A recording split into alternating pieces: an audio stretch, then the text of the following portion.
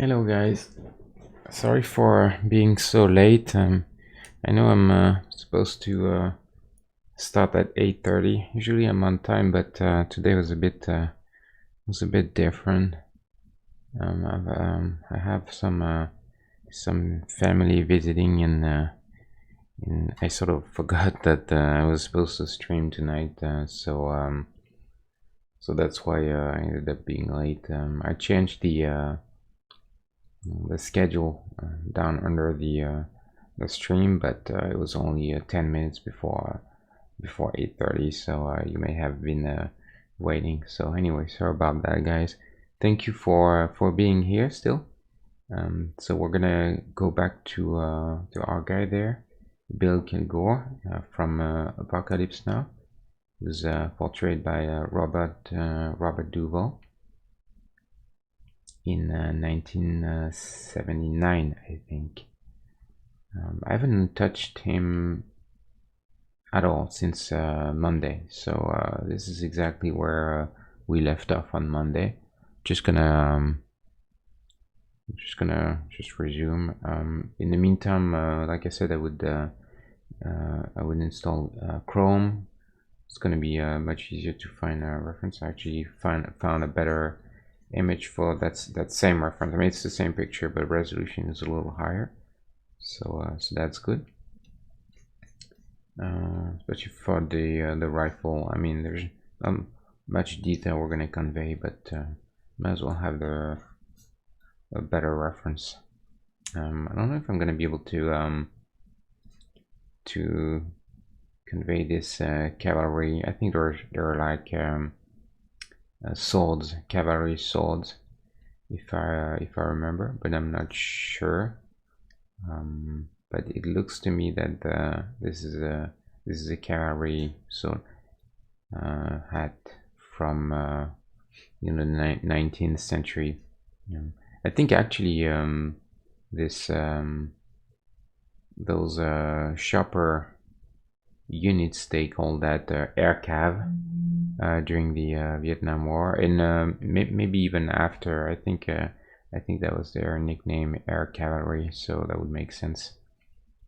So here we go. Let's go back to him. I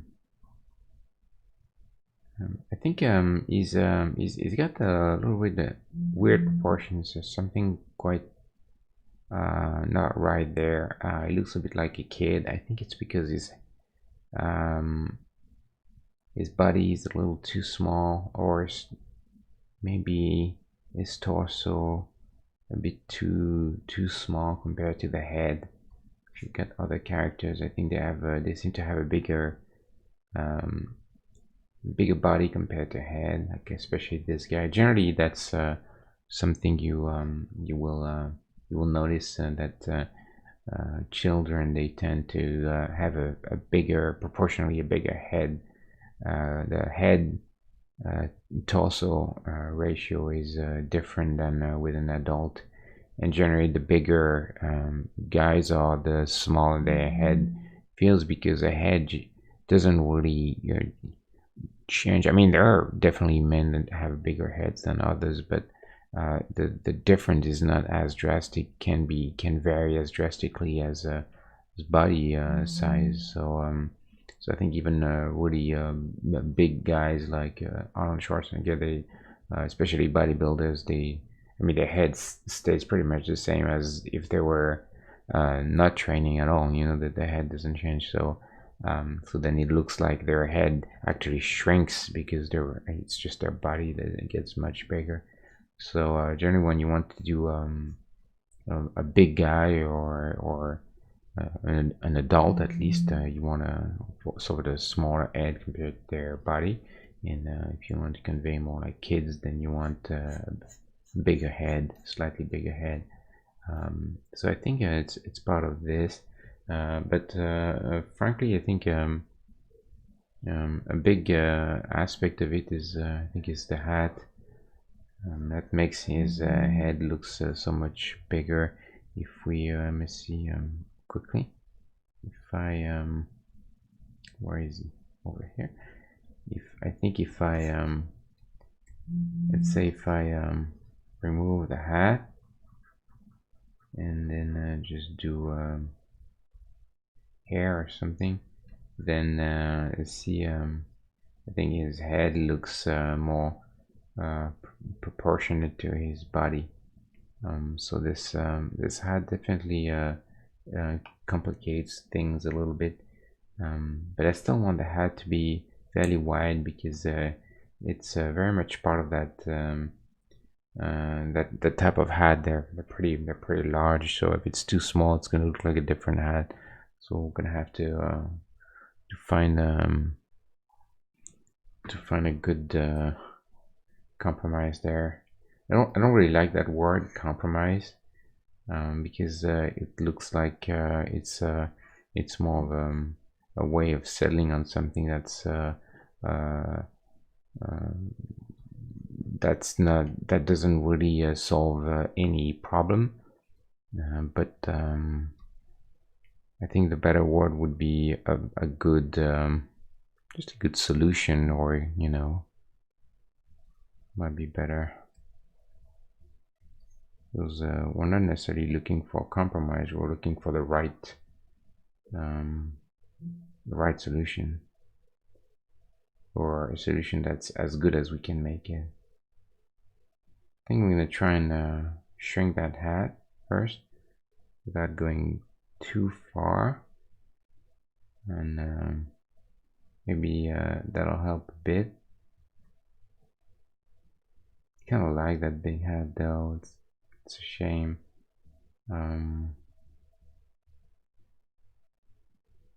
For instance, from here to there, I think this looks a bit better than that. So I wonder if maybe we can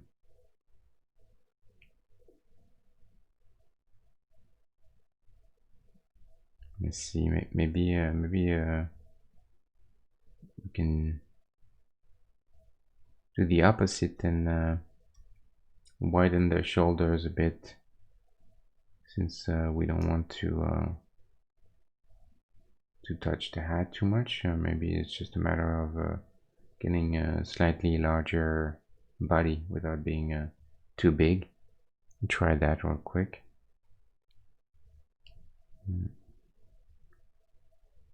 See if this would work any better.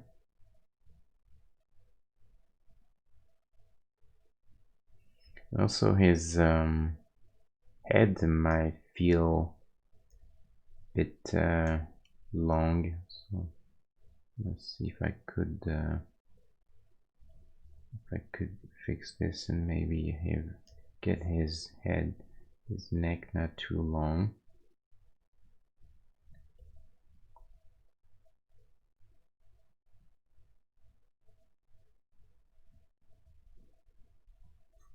Say if we look back now to where we were when we started to there, that seems better to me. I think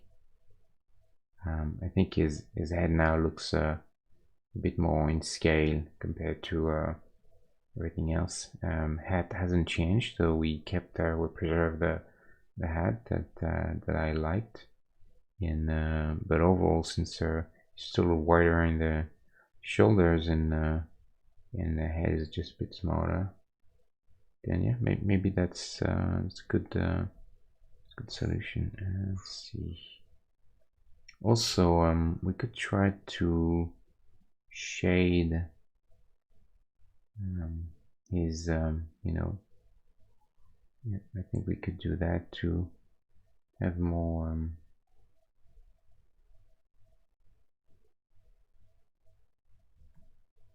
a bit more shade. This hat would create quite a big shade, I think that sort of makes sense. Let's see.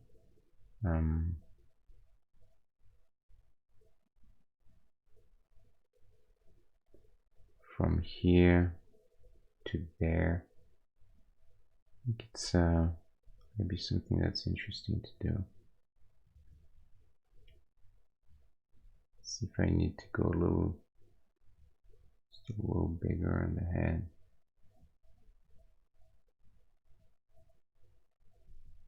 I like to keep a neck though.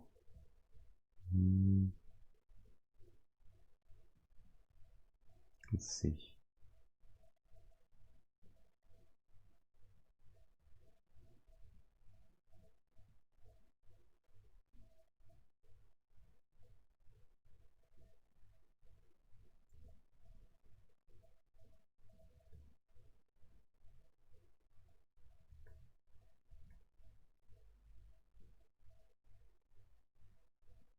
Maybe if I do this, I think his head looks it's a bit too doesn't have a neck. A little bit worried about that. Maybe I need to bring back that neck still.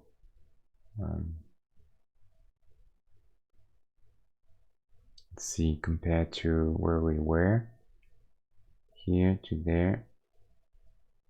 So I think it's in between.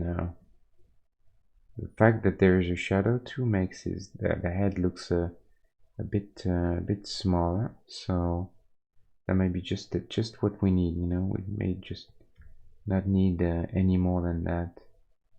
Let's see. Maybe that's all we need. You know. Save this for now. Okay. Now he already has this sort of attitude there. He's kind of leaning on one side. It seems like he's leaning this way. I kind of like this, and I don't really feel it there. Wish I could do that. So I'm gonna try and maybe raise that shoulder a little bit. It's very subtle. There's not that much. I mean, if you do this, you know, you can. There's definitely not that much, but this shoulder is kind of diving more diagonally than this one. Seems a bit more straight. You can try that. So keep the reference clean. Okay, so let's see if we can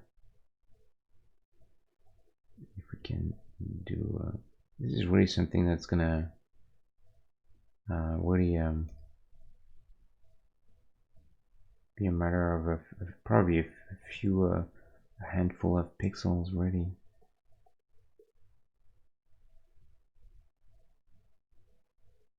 Also, something that I like to do is I've done this more recently, trying to define the shoulders a little bit more. Like this guy, see, a bit more squared. It gives them for clothing that's supposed to be a little more serious, you know, or formal, I should say. I think it helps a little bit to give that sort of a formal look a little bit to the character. So I think maybe that's something I think I can do a bit now.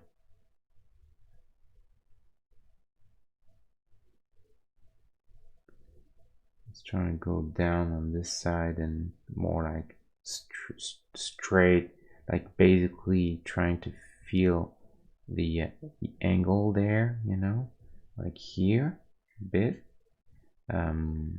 Oops, like, you know, feel this angle a bit, but here going maybe a little smoother.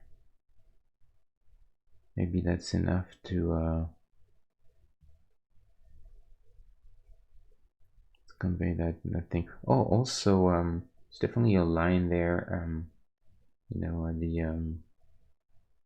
that scarf is really meeting the neck in a sort of almost like 45-degree angle. So maybe we can do that. That might maybe help give him a little bit more of an angle. I don't know. We'll see. Seems too big too. We're gonna try and get a little less big on that scarf. So compared to the beginning, it's got a bit more attitude. It's not there yet, but I think it's helping. So he's getting there.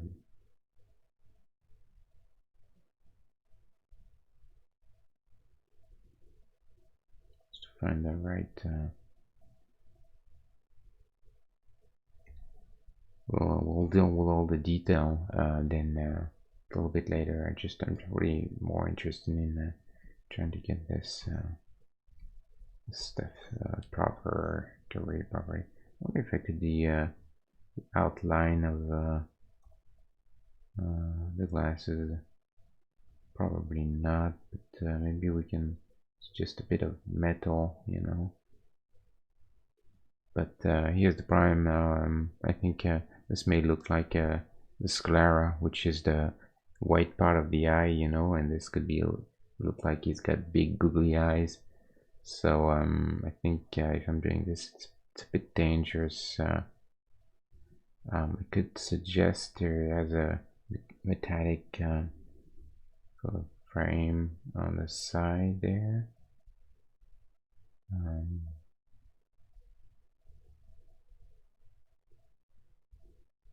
But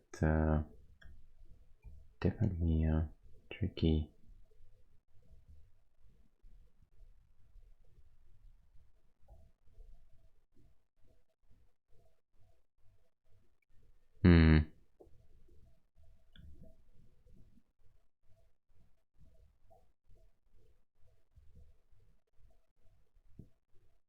Not a big fan of that.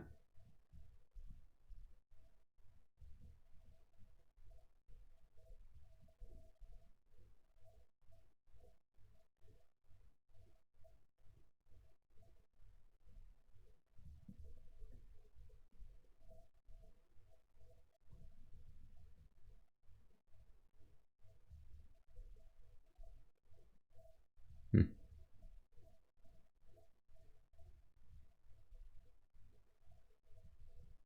I think maybe just a little pixel. Let's see if we go black. What does this do?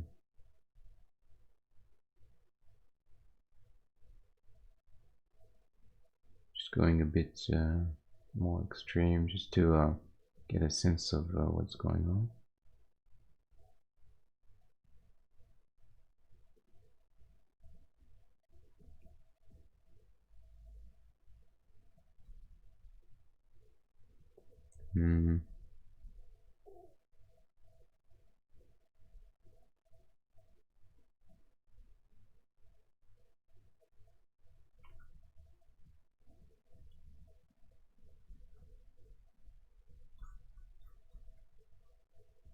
Maybe like this for now. Now it's. I'm just curious. This is really. I think I should only do at the very end, but kind of anxious to see if there's any way I can get this to read as this that logo. We won't be able to get the proper read on it, but maybe some sort of impression of it.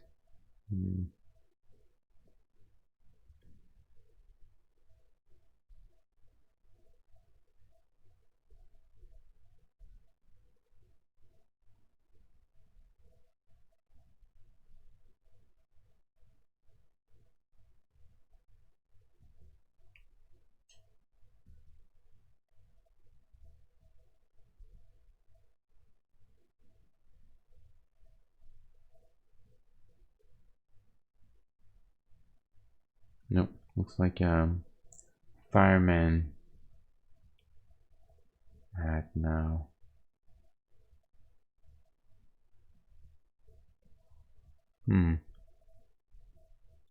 Maybe then really simple, almost nothing.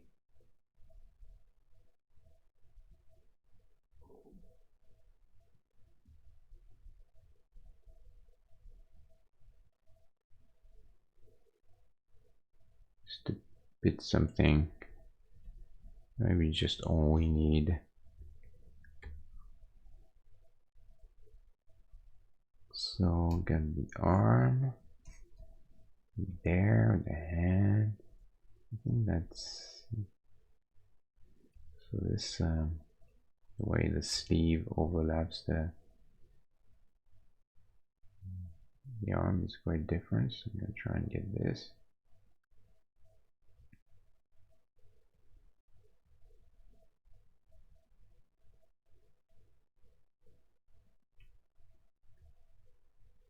I want to try and fill this roll up there in the sleeve.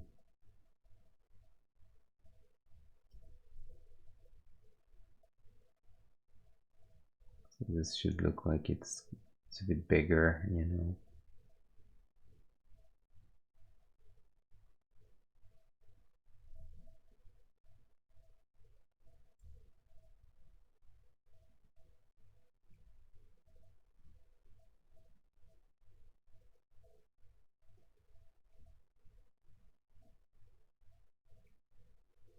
That's not great.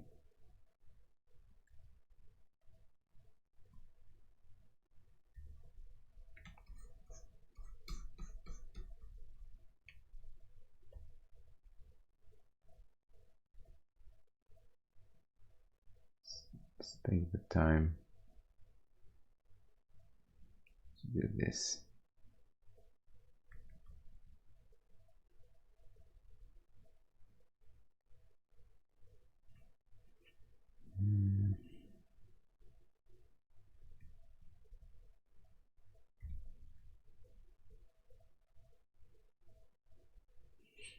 Hmm.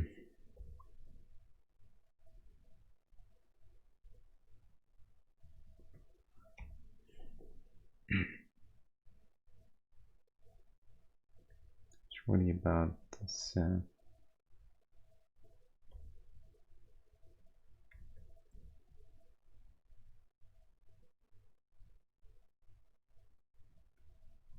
I may tonight I may stream a little less, a little shorter, a little less, a long time.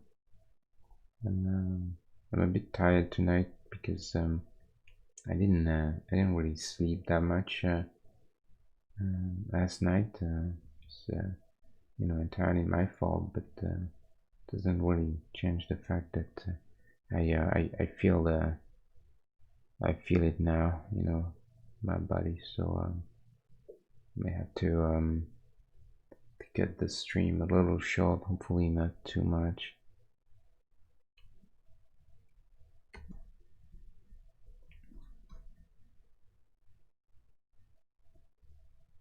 So let's see. I think there is definitely an angle there that we don't feel here. I think this is also part of the whole thing. So we'll try if we can get that angle. So what do I need to take? Usually when I want to suggest an angle like this, I will just you know, kind of like shift pixels a little bit, one there, and then take the whole thing, and then shift another pixel.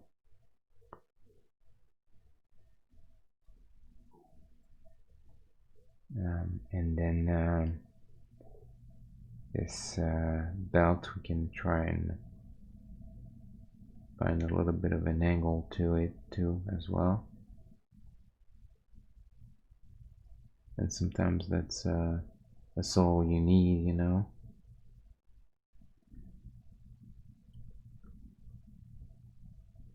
We'll see.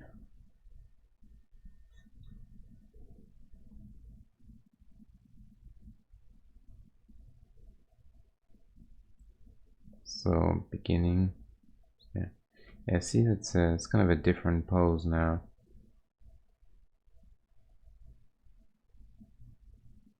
If I'm looking here, oh, Oh, I did something quite bad. It's okay, I saved right before. I'm gonna close this. It's always the danger of going back into the histogram. I think it's gonna be fine. I see it. Like I told you, I definitely feel that I'm tired. I'm gonna make some mistakes. It's okay though. I save very often, so we're good. We're okay there.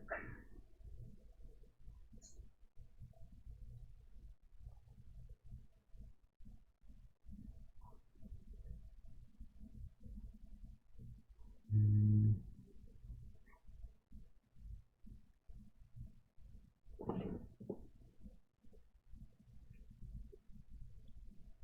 I'm gonna try to it's really just it's really a few things that will will do the trick. I think part of it is getting the legs to be a little more spread apart, give them a little bit more attitude. This would probably help a bit. I think we can gonna try and get a bit longer on that leg. Let's see. Hopefully, it won't look like he's too tall.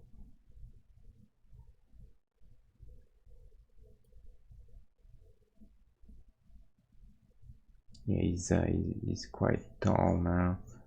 So I'm gonna have to find some. You know what we could do is maybe just go a little shorter on the those boots there.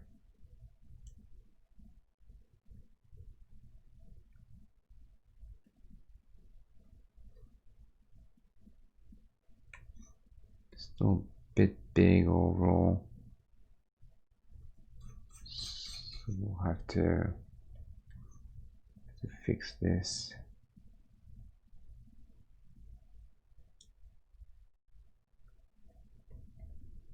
I don't want to go too small with the torso though, because otherwise we're going to go back to our same issue that we had prior, which was him looking too, his head looking too big, you know. So really need to be careful with that.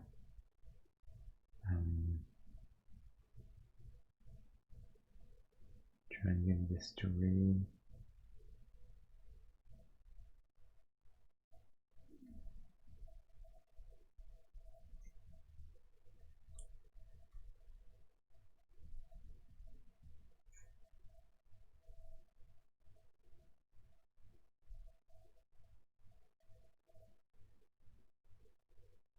Okay, let's flip him more quick. Yeah, this is not bad. See, I think you start to feel the sort of like kind of like confidence slash arrogance, you know. Um, yeah, I think that's not it's not too bad. I'm okay with that. I think we're gonna keep this for now.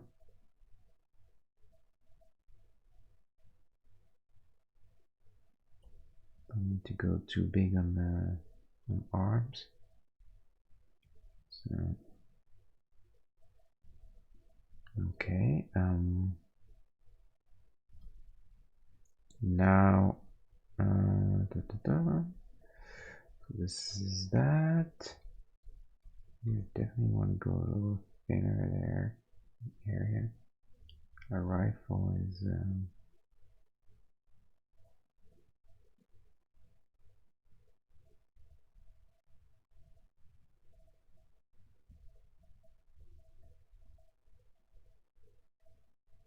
oh, by the way, I wanted to make a correction. I'm listening to the VOD in the last stream. I realized that I said that the quote was "I love the smell of the sound of Naples in the morning, but obviously it was a. I love the smell of Naples in the morning, not the sound. That wouldn't make any sense. So sorry for that. I stand corrected.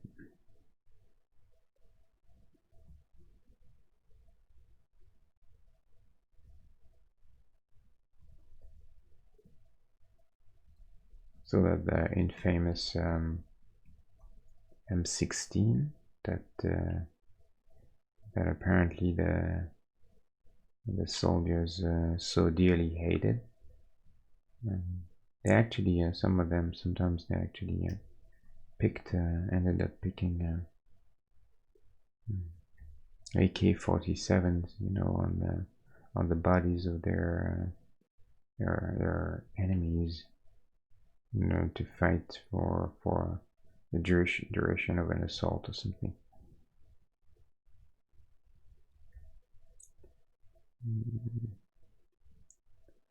Let's see what we do with that. I really want to get that. I think the M16 has a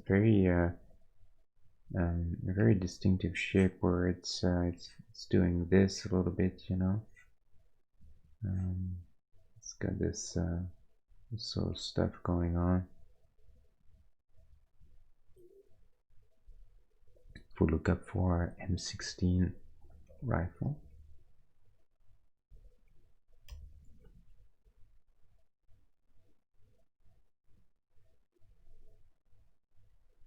yeah, see, there's this sort of almost like a cone, you know, shape there. I don't know how much you see it from the bottom though, because this is a side, and what we see here is really the bottom of the gun. But I think the shape is a bit similar from the bottom too. I don't know if I'm gonna be able to find any reference to that.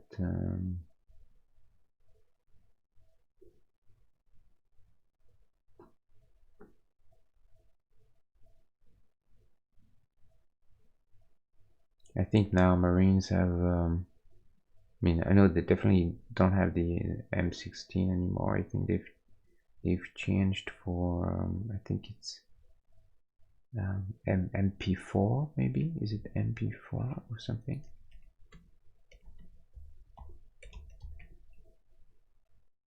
Yeah, I think that's the one they have now in modern times.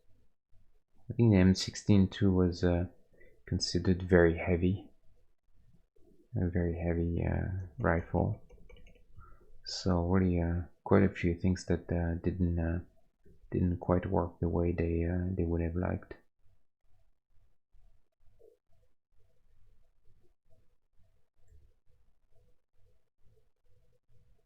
I mean, I don't really know much about gun. Definitely not a gun nut, but it's always good to know a little bit about you know, what you're doing if you're gonna make a soldier. Knowing about kind of equipment they use makes it easier to find the proper reference, and at least you know what to look for.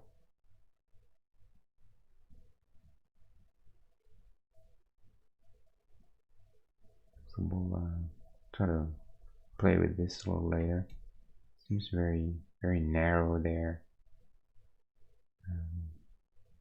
So I think his arm seems to be a bit more space there. So his arm could be a little higher up, and maybe there's more of an angle to the gun. I'm not quite sure there what I should do, but I have to, you know, I'm not gonna lie, I like this a very simple, very pixel friendly 45-degree angle. The reality is that it's more like a, you know, 60-degree or something. So maybe I ought to do something like you know,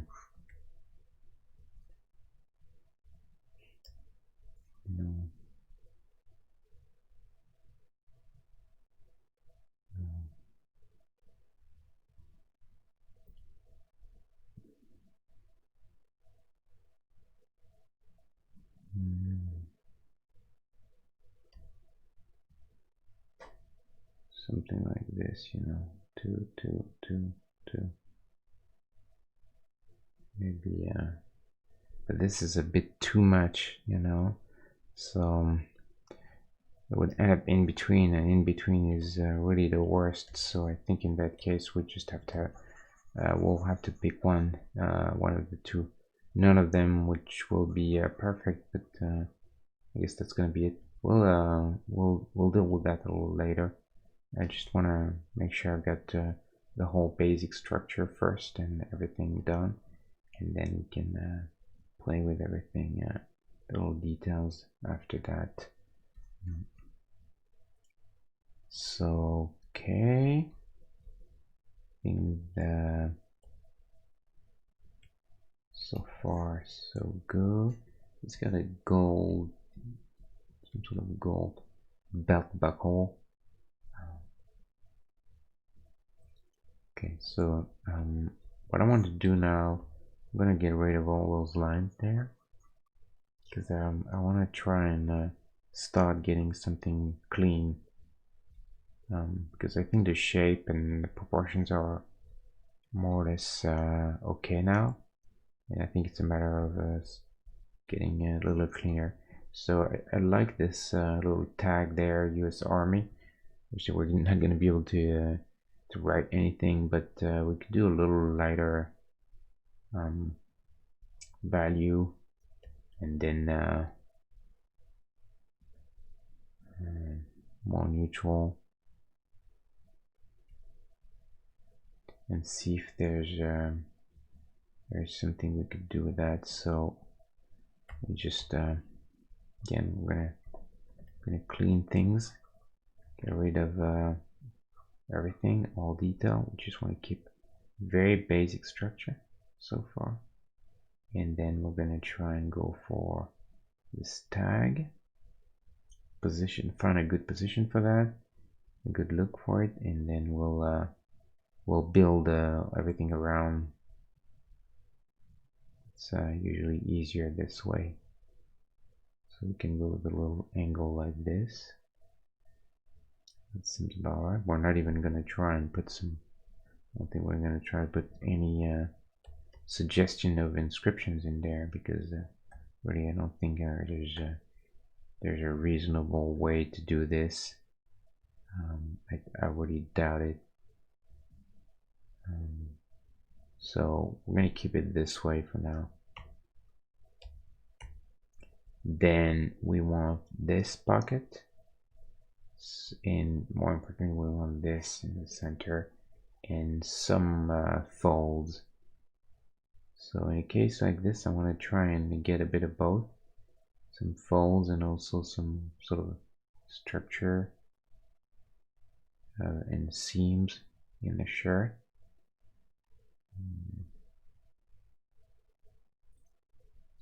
So usually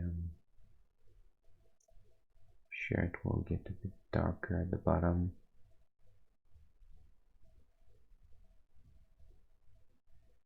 Speaking of actually, yeah, so this reminds me, since I'm making a guy from the army, I've been obviously thinking quite a bit about the issue of or I mean, I don't know if you call that an issue, but the question of copyright and the whole you know, are you what's going on when you're gonna make a game based on a bunch of movie characters from all different periods of time, and those characters, they belong to different people, you know, studios, mainly movie studios. And how does that work?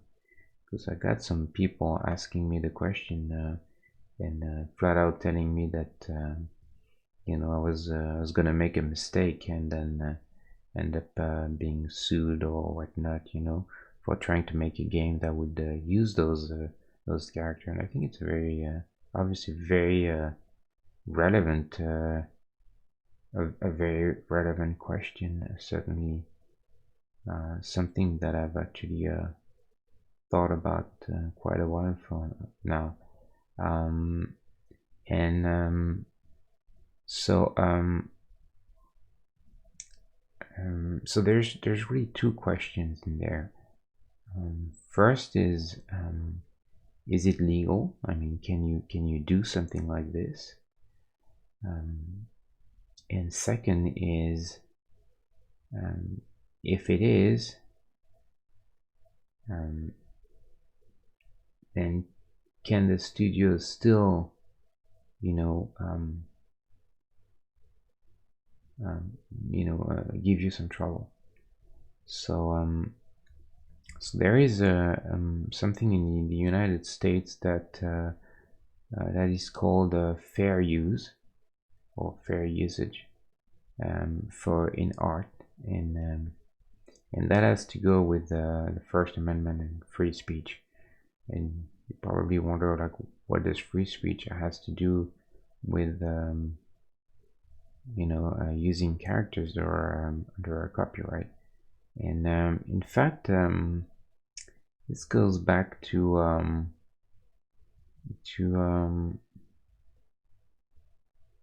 the idea of parody. So, in a nutshell, if you're thinking of cartoons, and especially like humoristic cartoons, and they have to be able to critique something, someone, or represent people in a from for purely sort of artistic purpose, and or social purpose. And in that case, you can actually use and represent characters and people without their consent. You don't have to ask for their permission. You can simply just go ahead and do and represent their characters in a way you've decided to do.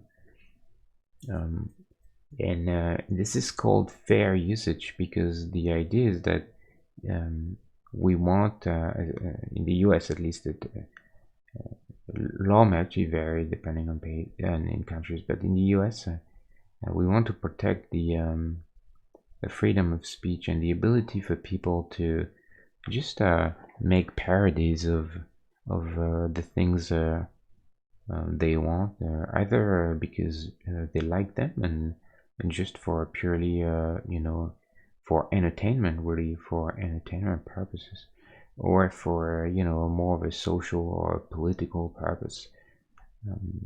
And then and if creators wouldn't be able to represent any character that they don't have the rights for, then you would end up in a situation where it would be impossible, for instance, to do any humoristic cartoon about any political figure, or or anything, any brand in the United States, or anything that belongs to anyone. But and also this protects fan art. Like that's why you see a lot of fan art that is you see a lot of people at Comic-Con selling pictures of their version of comic book superheroes that they like, or things like that. And they are technically protected by this notion of fair usage. However, nothing prevents any studio or any brand to go after someone because they think they abuse this fair usage idea, or simply because they're just not happy with the way their character is represented, or and they can just decide that they're gonna go against that person. And so usually what they'll do is that they'll send what they call cease and desist letter. So a lawyer will draft a letter saying basically you're using this character and that in that context, blah blah, and you need to stop doing this, and for instance, you have this project and we don't allow you to we don't want you to use that our character for your game or whatever, and then you need to remove it from your project, or we will settle the issue in court. Um, and then you're in a situation where, as when you receive that letter, you already have two options, and one is, several options. One is you lawyer up, and one is you just cave in and you say, okay, you're right, sorry, and you just change your game, or you just decide to do something else. Or B, you lawyer up and you say to that company, well then bring it on, we'll see you in court. I'm confident that I'm under the a valid and illegal definition of a fair usage. Or C, you can try and negotiate some things with them, and usually, even if you have a lawyer, that's the first thing they'll try to do anyway, settle this matter out of the legal system, and definitely out of a trial. And mostly this case will never go to trial anyway, because they'll get settled and resolved between lawyers and between parties before that. But so then this is more or less the gist of it. What can really happen now.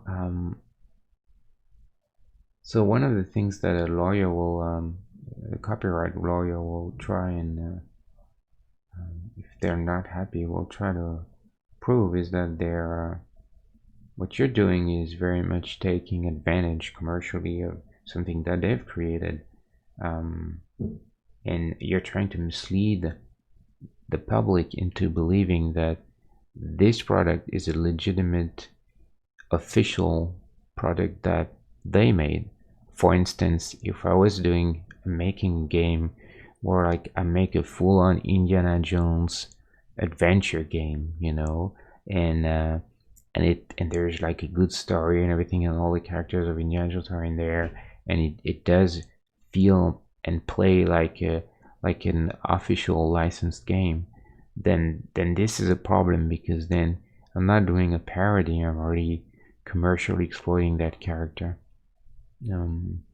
But if I'm putting that character, let's say Indiana Jones, in a context where it is obvious that there is no way that this is an actual one-to-one representation of the character, but that it's just a parody of it, then at that point I'm supposedly protected by the fair usage definition, because I'm making a parody of him, and as long as the public can't it clearly understands that this is not canon, this is not an official product or an official representation, a real representation of the character, but it's a parody of him or her, then you should be okay.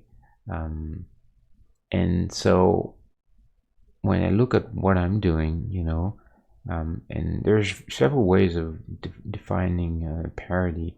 One is obviously changing the names or not mentioning the names.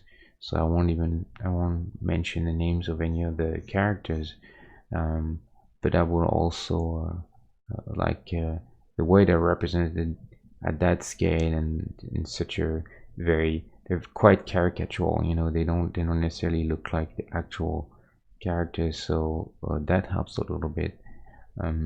but also they're going to be all in thrown into situations that made absolutely no sense, because if Indiana Jones ends up you know um, driving a car that was built in the 80s, even though he's a character from the 40s, and then he goes into space, and and Terminator hangs around with him, then there's no doubt that this is a, and then they end up with like really fighting really silly alien with tentacle heads, and this is by no doubt this is a parody, and a sort of and especially if there's a lot of humor, then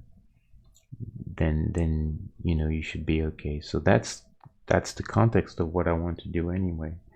So I was hoping that this should be enough.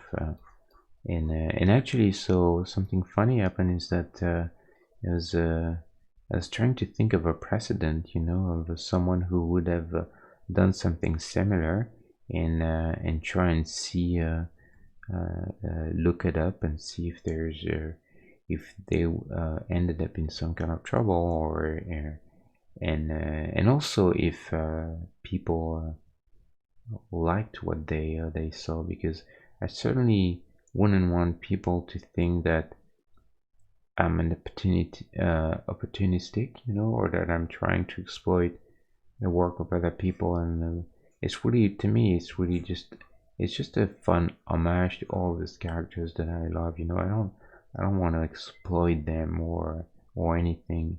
I could make this very same game with historical characters and have fun with parodies of historical characters, or just simply archetypes, and that may be what I end up doing with it, if I can't use movie characters. But I'm really very much in love with those characters. So to me, I'm not trying to make them look bad, or to exploit them. And I'm just I think I'm quite genuine in the approach, um, and hopefully, I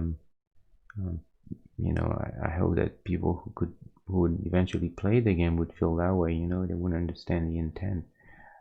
So that's something that kind of worried me a little bit more than the legal aspect, because I'm not too worried about studios. I think they understand that pretty well, nowadays. Especially we live in the age of memes um, and fan art. So I think it's not really, especially in such a small scale, project. And I'm not worried about studios getting really angry. But I was more concerned about the perception, or for people, whether they like this idea and they don't feel like I'm using those characters, or taking advantage of them, or mocking them in the wrong way. And so I was looking for things like this, and I stumbled on a game called Broforce, which is actually really funny. And then I was looking at their trailer and the actual game, and it's crazy the amount of. So basically, their idea is that they've made this sort of Contra style action game. It's a pixel art action platformer, side view, 2D platformer, shoot them up, and then they have this Brawl Force, which is hold on, guys. I'm just gonna close the door real quick, because there's a lot of noise. Hold on, give me a second.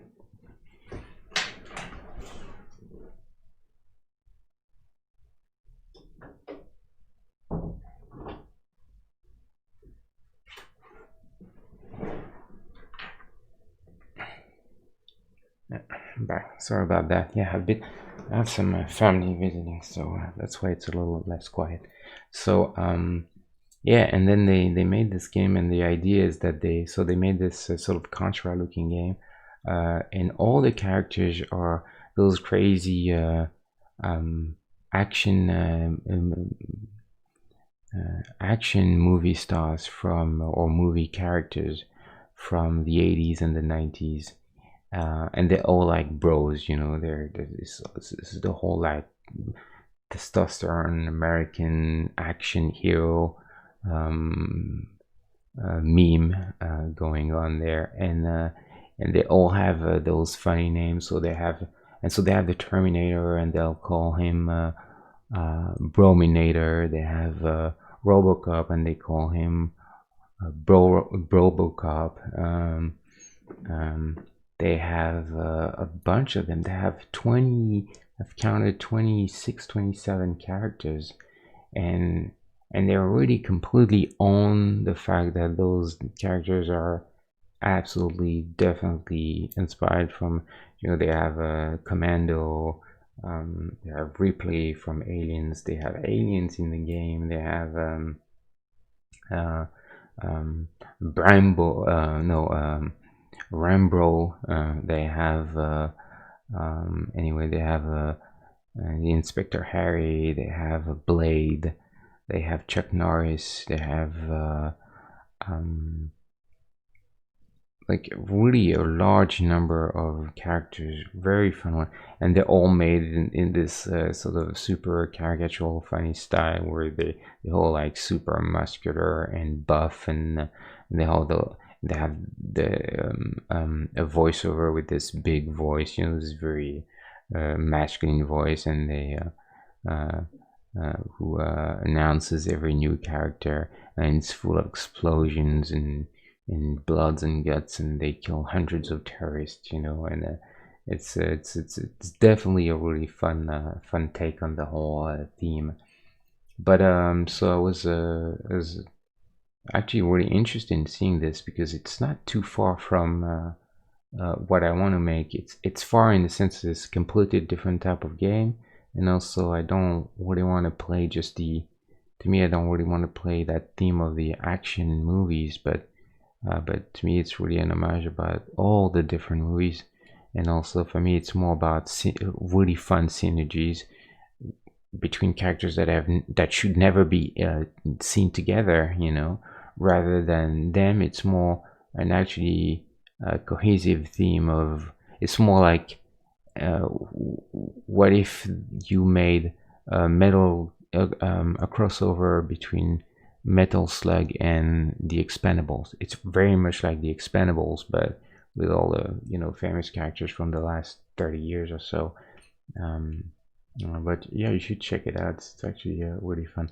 But then, I looked at actually discussions on Steam and to see if there had been any um, legal trouble or any sort of controversy or anything that happened, and couldn't really find anything. So looks like they were okay with what they did, which kind of reassured me a little bit that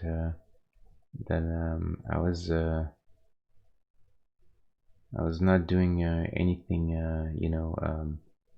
considered illegal, doing working on what I'm with my idea. And but what really made me the most happy actually was reading the comments and the reviews on Steam and everywhere, and seeing how well received the game was. And I bought the game. It's a really fun action game. You can play 4 players locally or online. So definitely a good game. You know, I mean, it's kind of a fun border. I don't think there's a lot of depth to it, but it's definitely a good party game. And what it does it very well. You know, they didn't just exploit the theme. They really try to make something good out of it, and people I think definitely saw that, you know, and so the game was very well received, and a lot of people actually asked for more characters, and you know, to see obviously all favorite characters that were not represented in the game. So this to me was actually the most important thing to I suspected that people would be pretty tolerant with the idea, would actually embrace the idea of having fun with well-known characters, and that they would see this as an homage, not as an exploitation and this. I think it. I mean, at least from what I could read on Steam and on YouTube comments and everywhere, it does seem like this is how people have perceived it. So I was very encouraged by this. I'm not saying that this the matter is settled, and I think I still need to do due diligence and do some research and make sure that I'm not that that I'm doing everything by the book. Certainly don't want to anyone to feel like you're exploiting their IP or misrepresenting them or anything. It's just that I love what they've done, and I think it's a perfect idea for to play with the synergies and contrast of different characters. So yeah, that's Broforce was a good find actually. I was happy to find the game. I never heard of it. Surprisingly, it seems like it's actually pretty well known now. They seem to have sold quite a bit of games, but it's well done. It's really well done. Came out on the Switch a couple of months ago, I think, but a few years ago, I think, on the PC.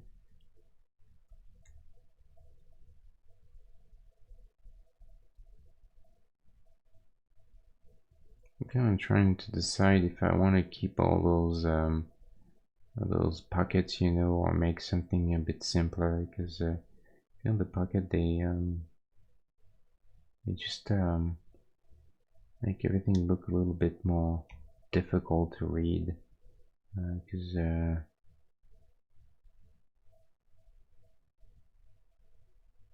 there's a lot of stuff going on.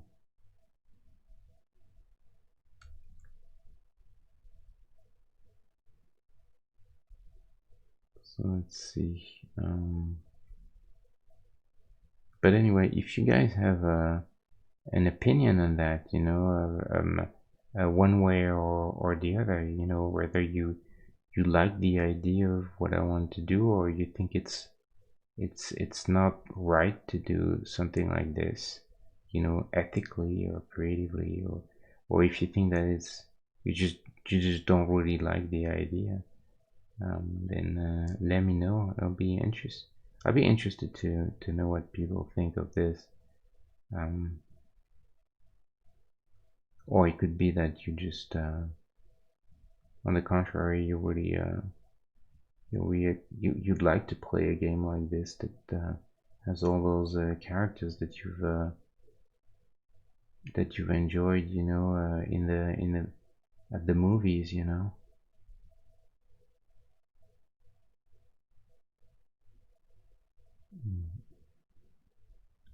It's something I came up with because of really my passion for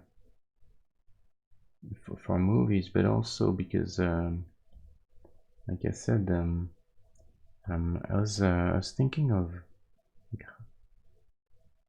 like how could you make something um, that is really fun, that people can really relate to really quickly, um, um, a fun theme that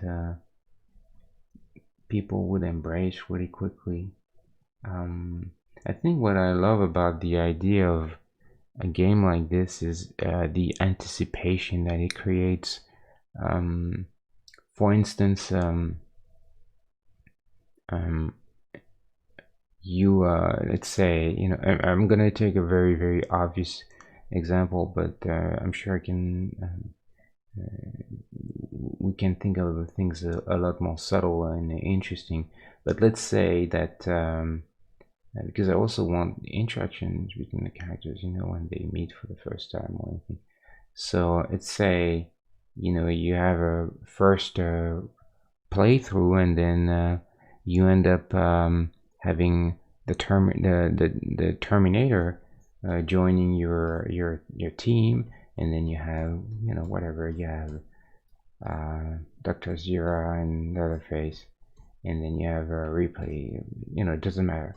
And then you play your game and you do your thing, and then you play another time, and another time you end up finding Sarah Connor and a bunch of other characters.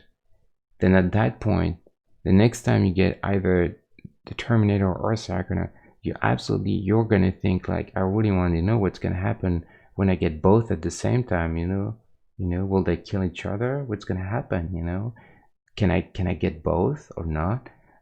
So I feel like because of the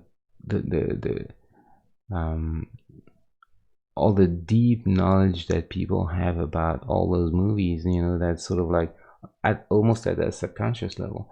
They It creates a lot of opportunities to create a lot of anticipation on synergies, you know, or interactions between characters.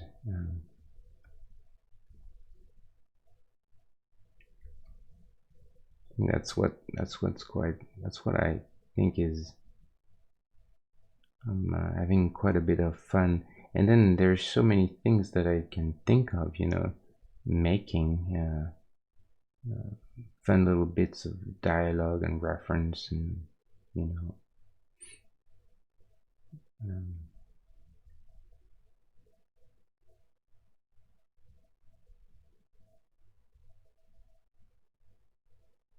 there's also quite a bit of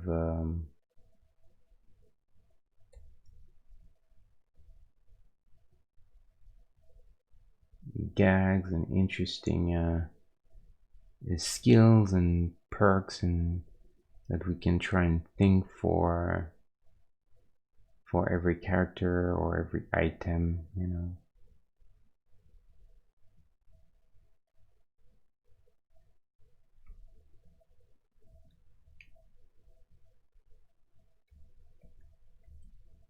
Um,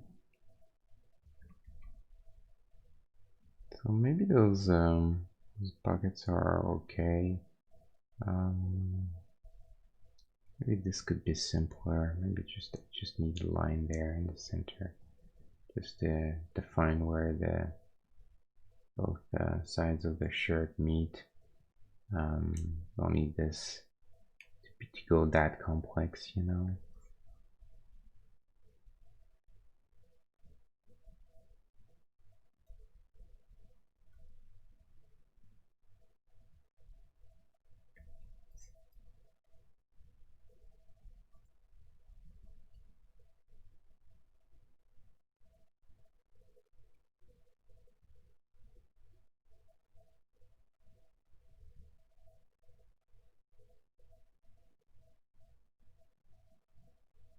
And also, I'm having fun thinking of because characters can use items and things like this and weapons of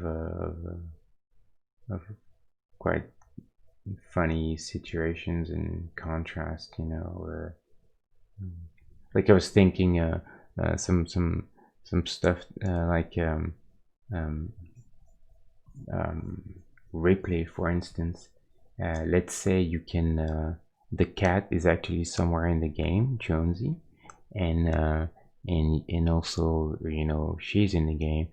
You end up meeting her. She gets on board, part of the team, and then a little later, you end up finding the cat Jonesy, and then there's like a fight or something bad happens, and at that point you really need her to do something, but until she's absolutely certain that the cat is safe, then she won't be she'll act stupid, she'll take risks and stuff like that, just in order to get the cat safe, just like, because in the movie I couldn't, like, I couldn't always, in the back of my mind, every time I see Alien, I'm like, man, I love my cat, but I don't know if I would go back and try and find the box and find the cat and put the cat in the box and go back in the shuttle. Maybe I just run away and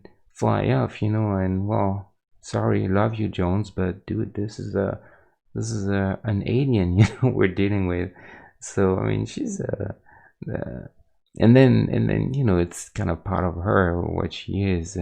She's a very tough woman, and definitely, I think this is pretty much the only survivor. No, everyone's dead at that point, so I could imagine that in a weird way, uh, saving the cat is her way of realizing that, or just saving herself in a way, that at least someone else survived with her. She doesn't end up completely alone. Um, I mean, it was a good scene. It was an interesting um, character trait that she goes back and, try and ends up saving that cat. But that could be a really fun thing to exploit in the game, to make fun of. Like, you can't really, even though, you try to give her instructions and attack this, do that, and she'll just act on her own, because she wants to make sure the cat is gonna be okay. A bit like this is something I love in Darkest Dungeon. I think it was a brilliant idea that they have all the quirks, in the negative quirks in the game. The characters, they become paranoid, or um, you know um, um, they try to steal all the treasure for themselves. So every time you find a curio, the character will open the curio without you giving him or her the instruction of doing that. Uh, so I thought that all these obsessions and weird traits that develop because there's just too much pressure to deal with. I thought that was a really interesting idea for the game. Definitely fun. So something that I could do as well in this game, but using traits and negative traits that people know about from the movies.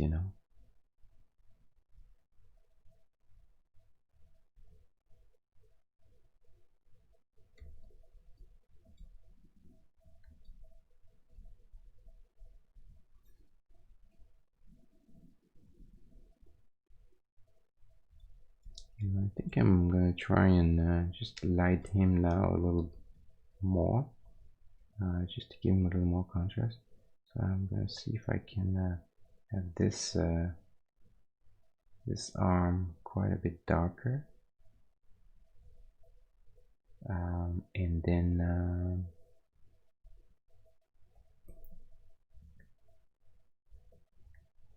say, see if we could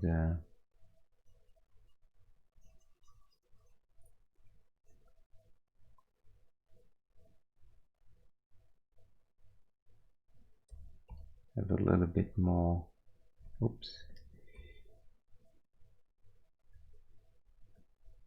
a bit more lighting going on.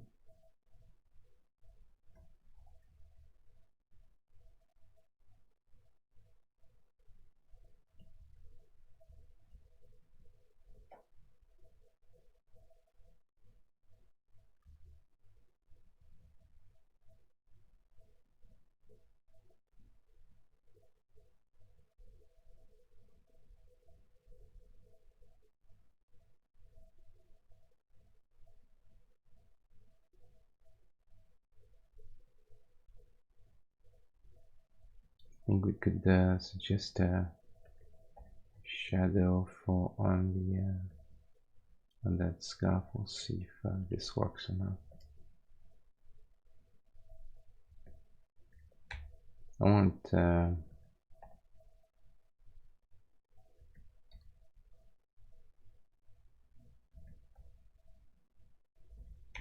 don't want this to be too complex either, but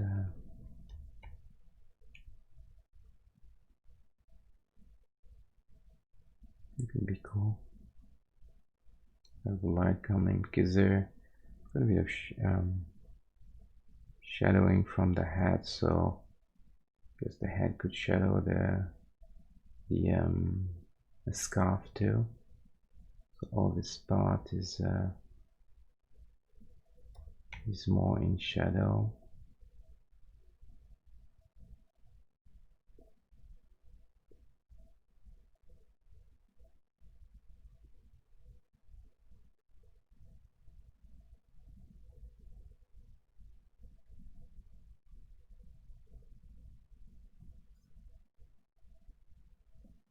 I think it's could be okay. We've done this here. See if this could be a little darker. I think we could do that. So then we do this, and then use this value for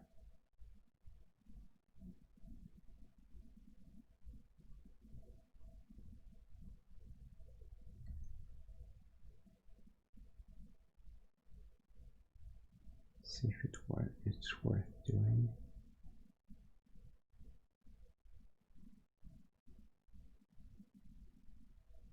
Oh.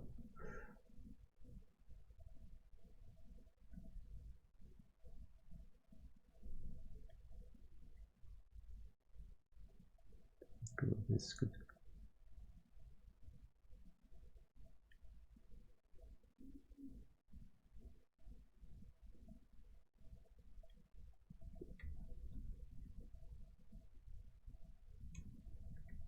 Yeah, it's been a while since I haven't flipped him, but a bit worried.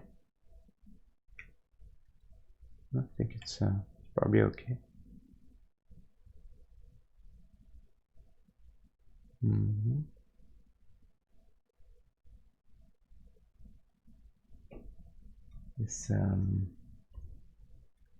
This can have a bit of a suggestion of lighting in this belt.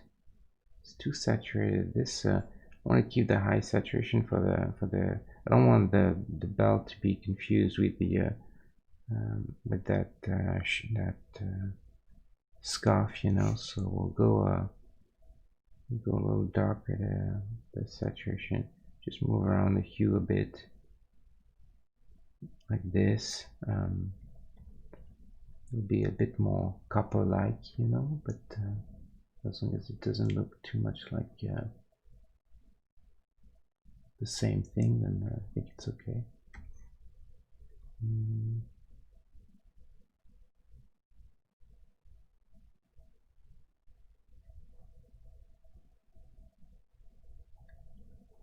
So military boots, I guess they tend to have a lot of laces, if I remember.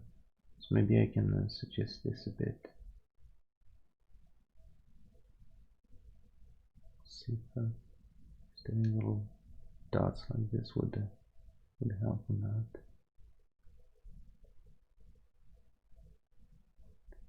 That's not the best, but we'll see.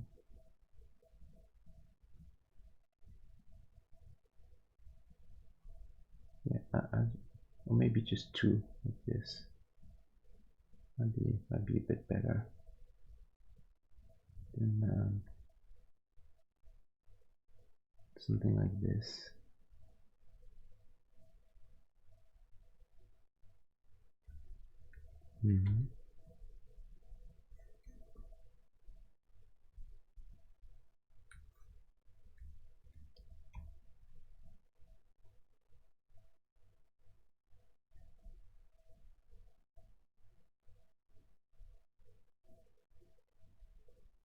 Um, what else could we do? I think this should probably.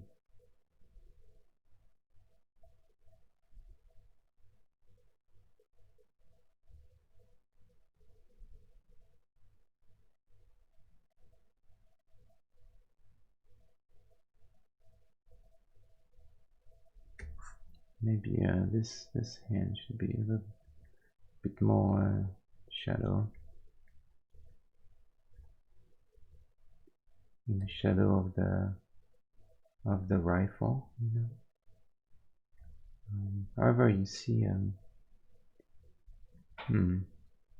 seems like the rifle really you can't. He's covering most of it with his hand, and then this is where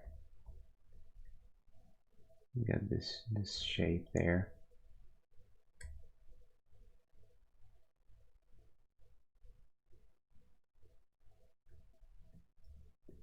Here, there's some kind of, you can see the suggest the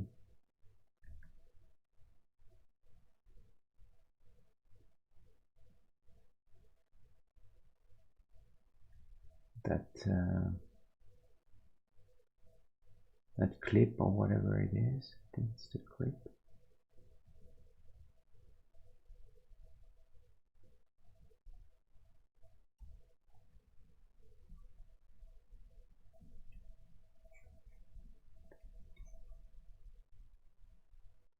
I want to try and finish things. Yeah, and I'll keep again for the last because I know it's gonna be maybe a bit more complicated. So let's try and get this for last.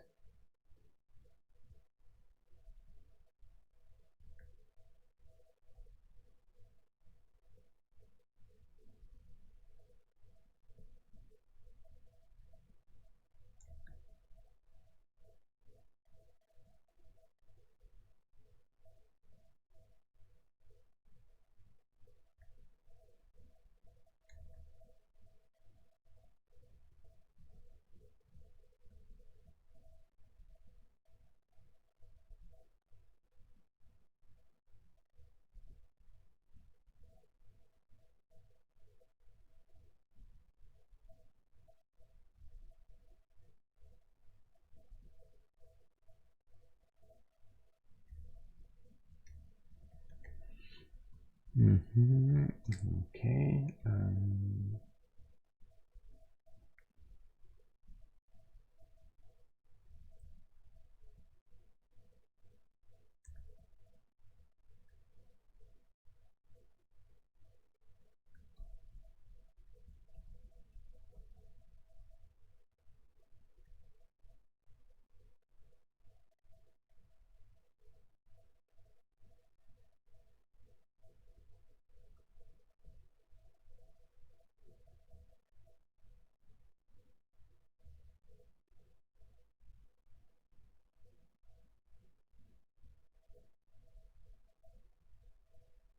A specific shape to this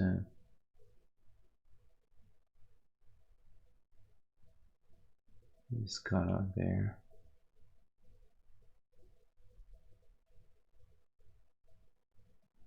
Okay.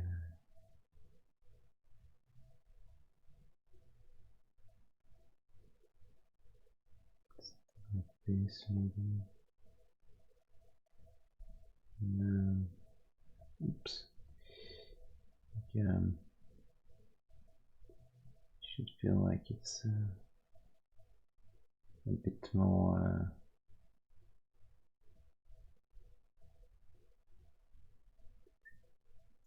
Yeah, like a triangle, you know.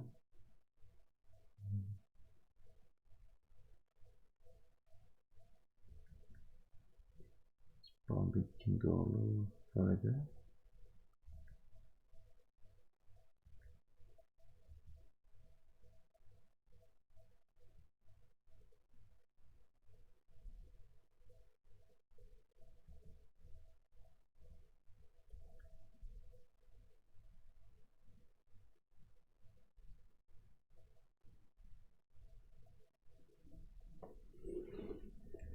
Still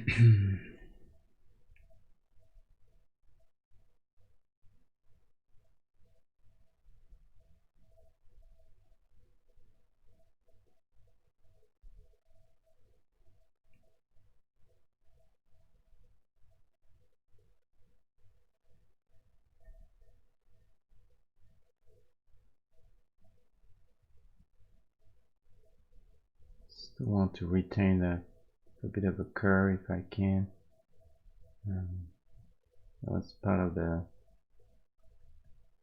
his pose, you know. Maybe we can go more like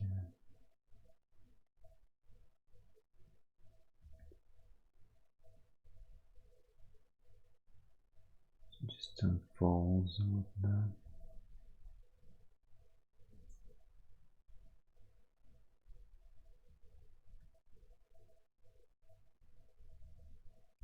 Okay, and then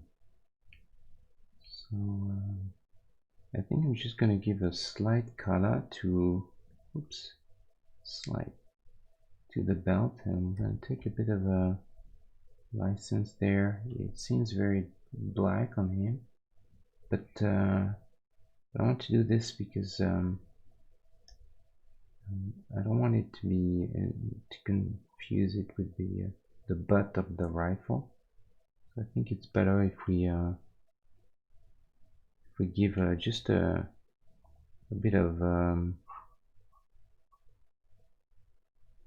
some kind of color to our belt there.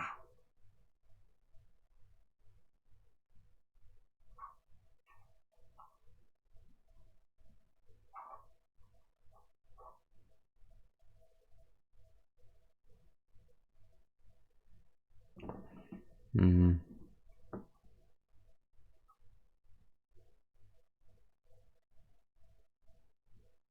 Like this.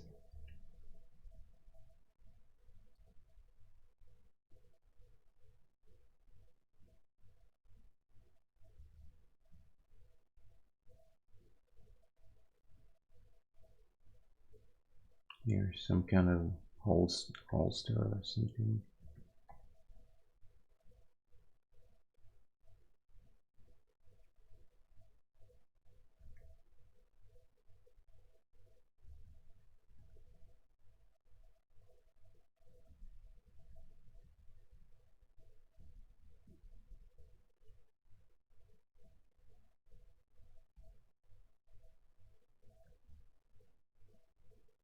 So then the gun can really clearly read against that, hopefully. And we're going to try and get the edge there of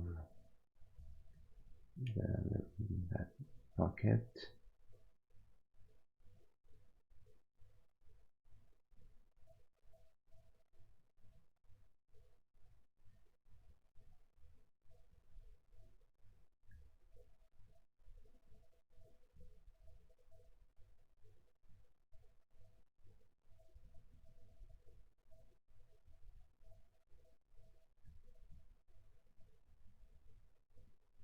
Oh.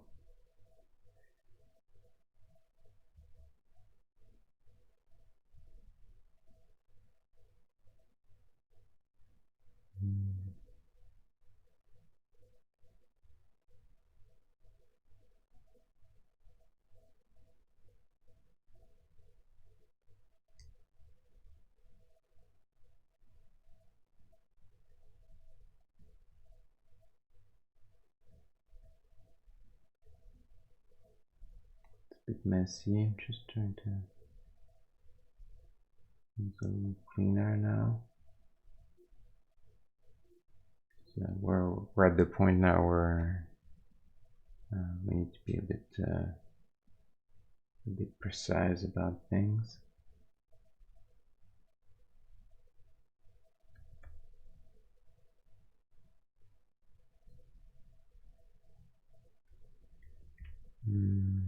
Okay.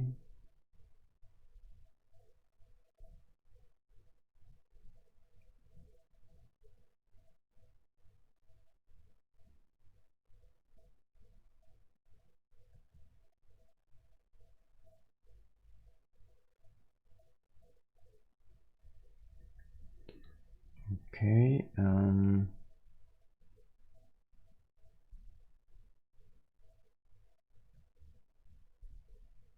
going to do the same thing here. Maybe both legs can be a bit bent in that case.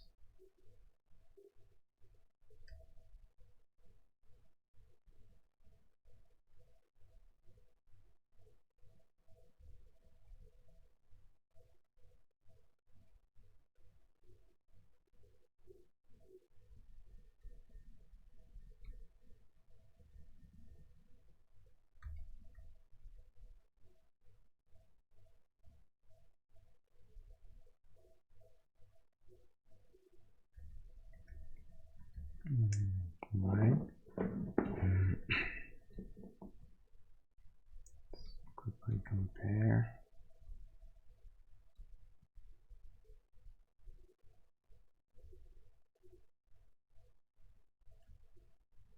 It seems very big overall. It's a bit of a shame.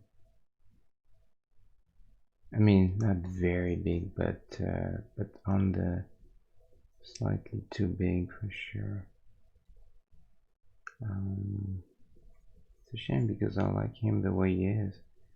But I would like to make sure that I'm still in line with the proportions, and it doesn't really make a lot of sense to make him bigger than anyone. So I'm just gonna copy him over on a different layer, and we'll see if there's any chance we can quickly adjust his size. I want to see if I can just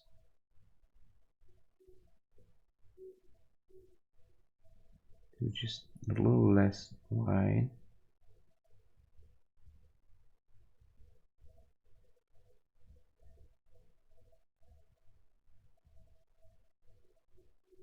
I think that's all right.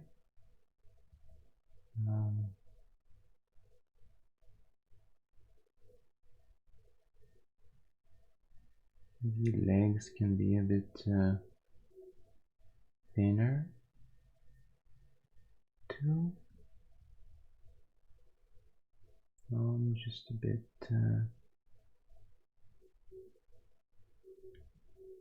Arms don't have to be that big.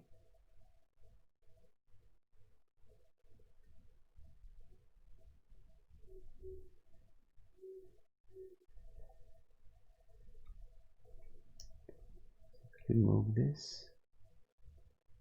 No, one more pixel. Yeah.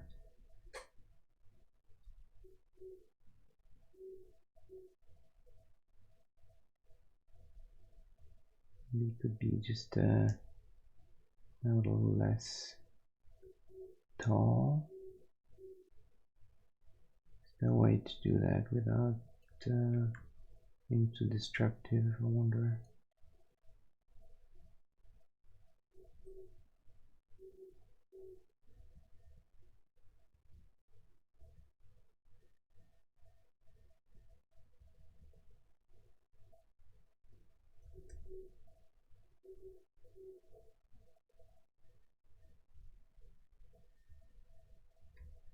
Maybe that's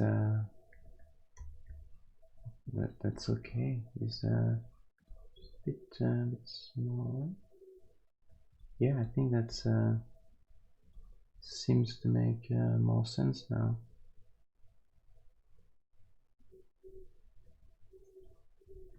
It's not a giant. It's probably alright.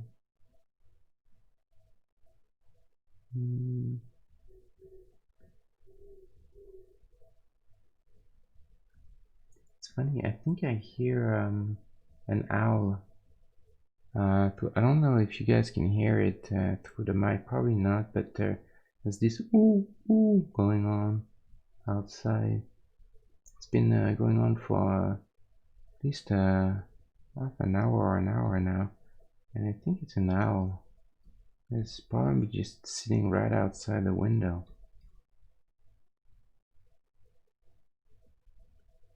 I have to change him a bit. He's a little weird, but it's okay.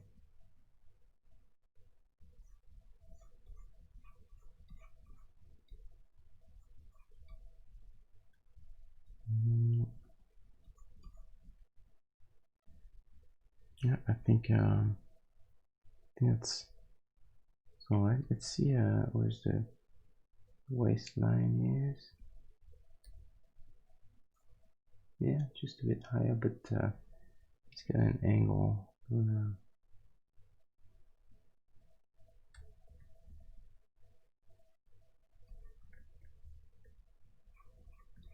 Yeah, I think he seems to be about okay.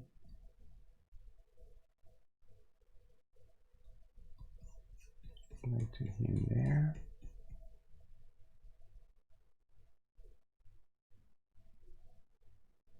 Hmm. Okay, so now maybe we can. I think we're in good shape now. What do you guys think?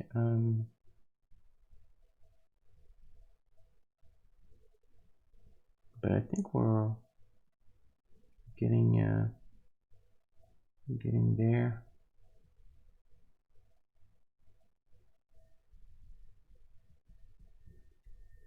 Mm, this some sort of pocket on both sides. Mm, no, you can go like this. Mm,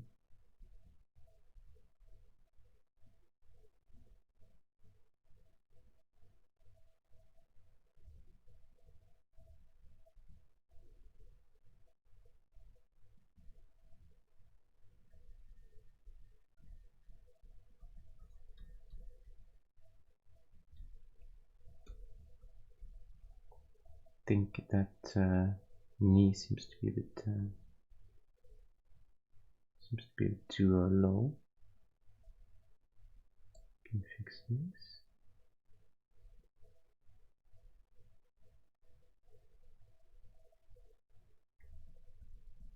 Um,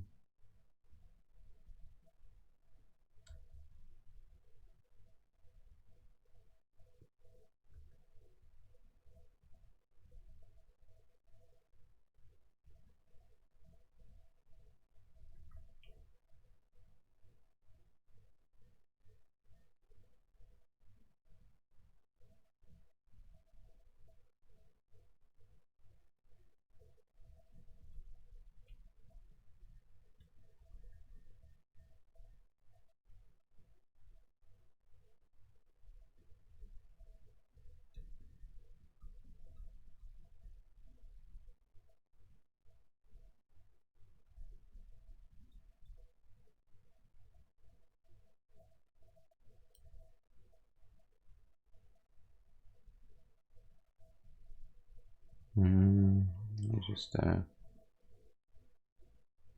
this was a bit better actually.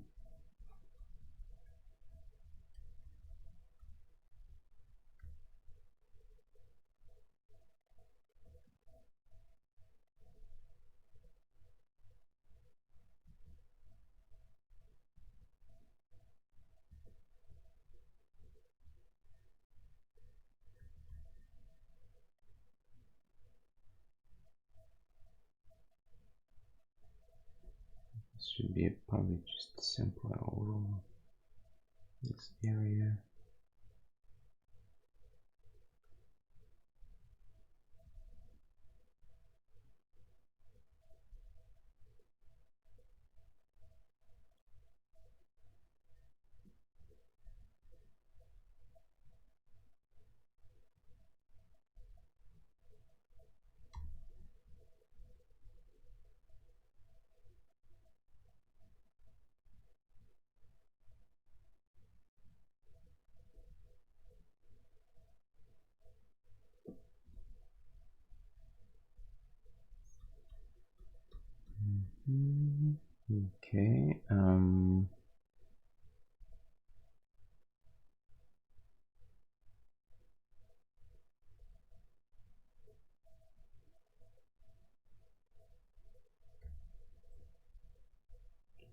things simple as much as possible.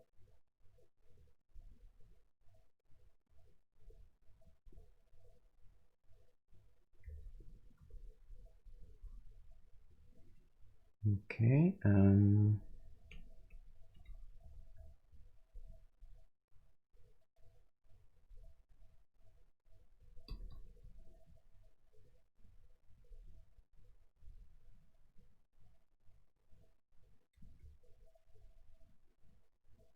got a little more scarf,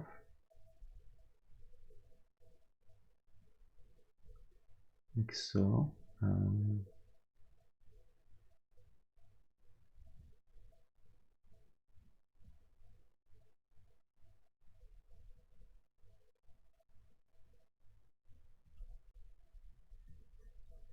Let me flip him more quick again.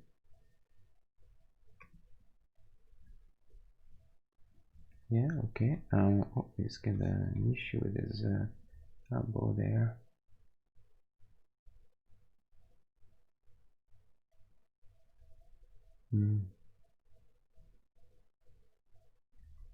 Like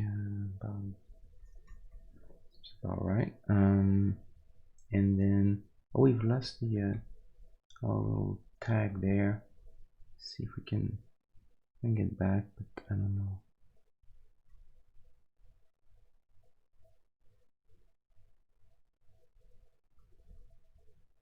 Yeah, I think we can maybe keep this. In belt, I think we can go maybe a bit smaller, like that.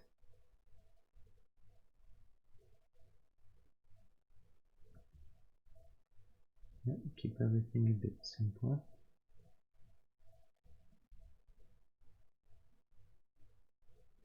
And now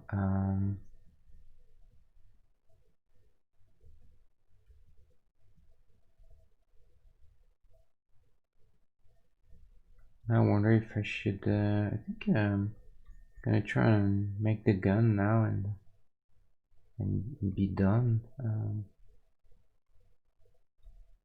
Let's see if we can make this rifle. So we got this shape going on. I need to find about the right size for it. So my ankle's about there.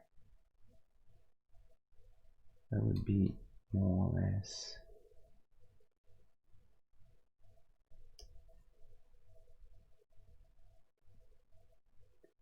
the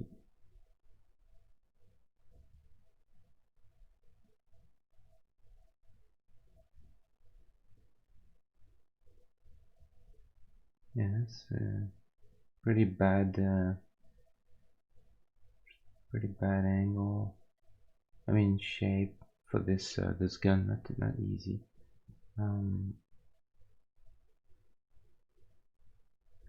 There's that. Oops. Keep this like this.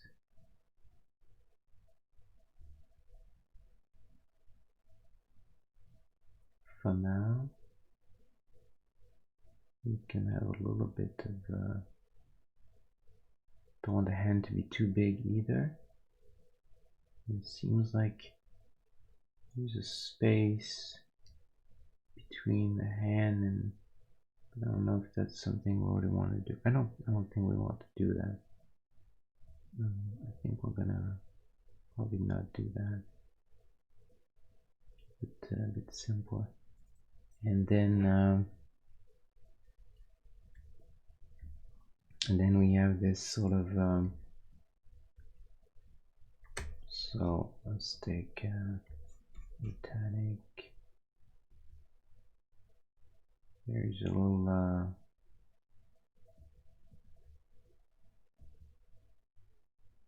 some sort of little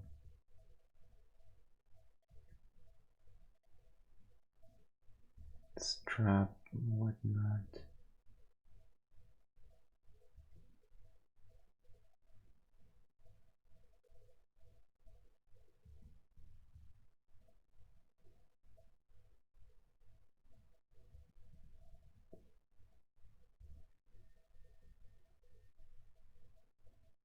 No,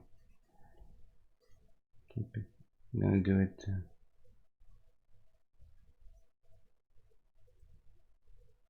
for now. Sometimes I like to just draw it real quick rather than go slow, because you know, as you want to keep the to make a clean line, you need to do it in one go, you know, to feel it. Otherwise, it's much harder. It's you want to do a quick curve, you just to try and sometimes I only do it 3, 4, 5 times like this, rather than going, you know, just to keep the energy and the clean aspect of it, and then you can you can finesse after that and try and make it look a bit better, but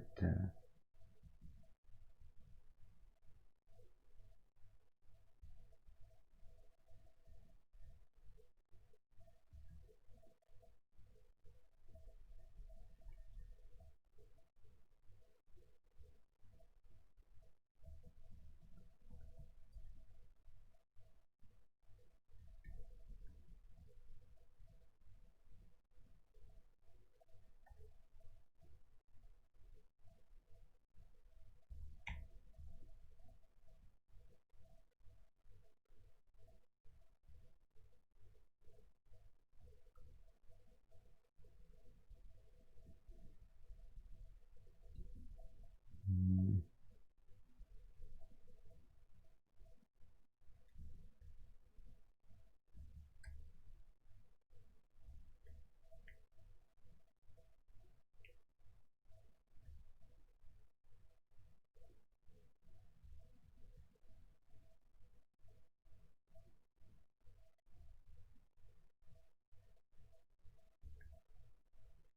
I need to see the this rifle here, M16.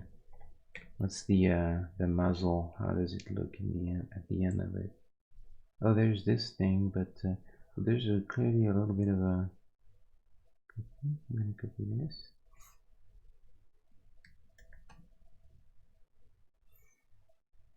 So this part's actually quite short. So it's actually quite short. And this is long. This could be even longer, I think.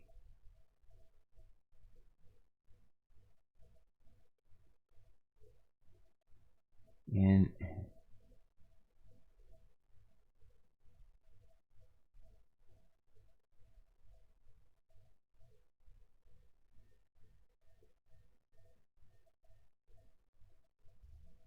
we're gonna see if we can. Maybe we'll change the angle a little bit, just to suggest more of an actual.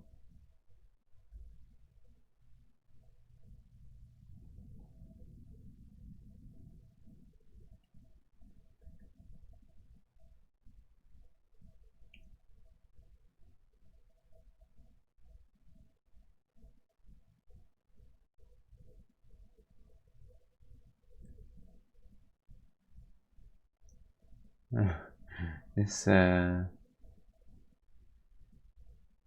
this end is not easy to do.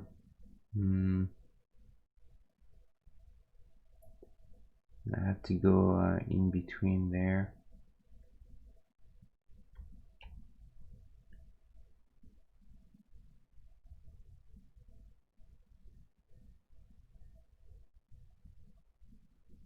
Oh no, definitely a bit tricky. I have to spend a bit of time on this.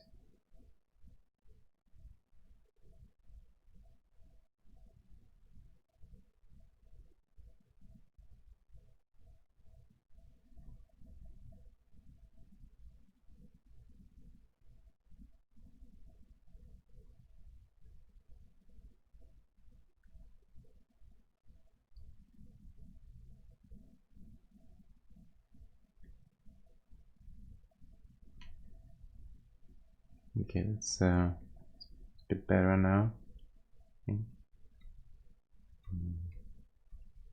I think the gonna preserve transparency and just a bit, just a bit of lighting on the on that strap. Maybe we can do the same there. Just a bit of lighting.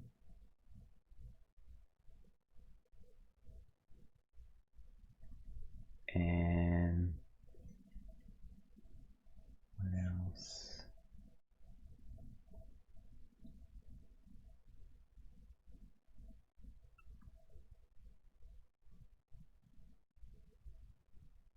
Oh.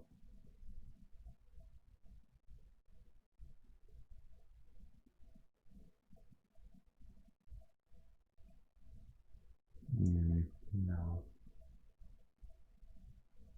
Ah.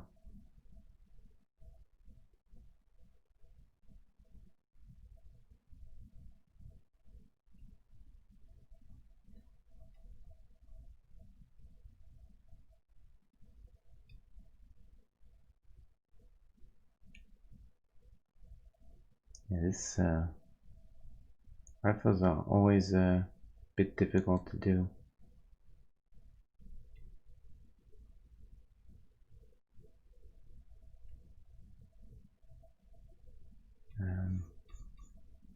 I think a proportion is not quite right still. This part is quite long actually.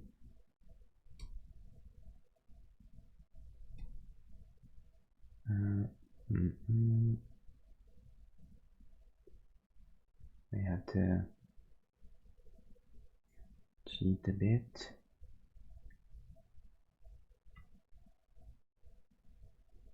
Move this.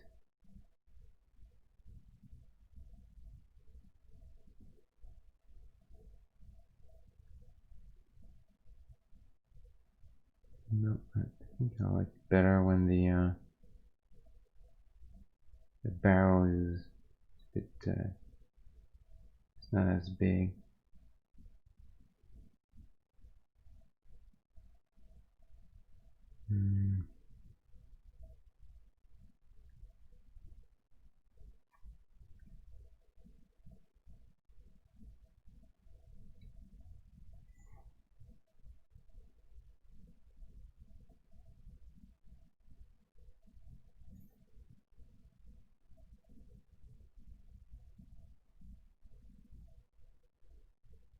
And this would be the bottom of that.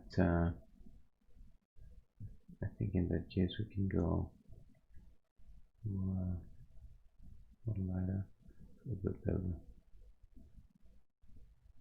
The bottom of that handle, or it's probably it's the clip there. So this would be the bottom of the clip. And, here there would be some sort of other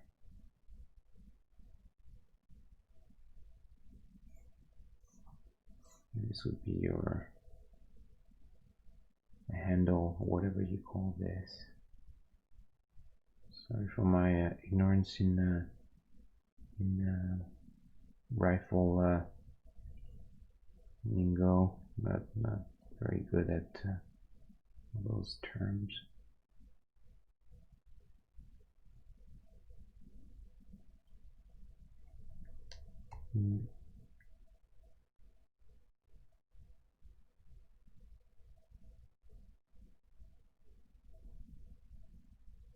And I mean, obviously this doesn't have to be like incredibly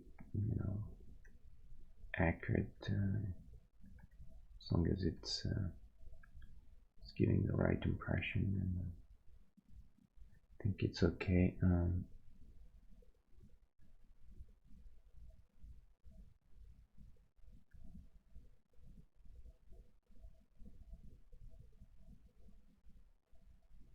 Just a bit of lighting, but not too much. Hmm. So okay. Uh,